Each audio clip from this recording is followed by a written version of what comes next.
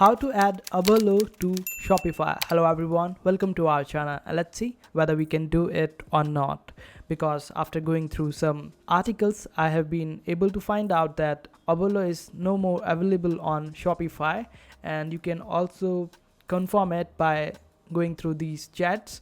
And the staff of Shopify says that the app has been removed from the App Store and you can use DSers as an alternative, and other community members are suggesting to use Dropify or other options. So you can just simply go with the other options instead of going with the Oberlo. And for that, all you have to do is just open up your apps and then search for any other app except Oberlo, because when you search for Oberlo, you won't be able to find this particular application. So you can go with the DSers or Dropify.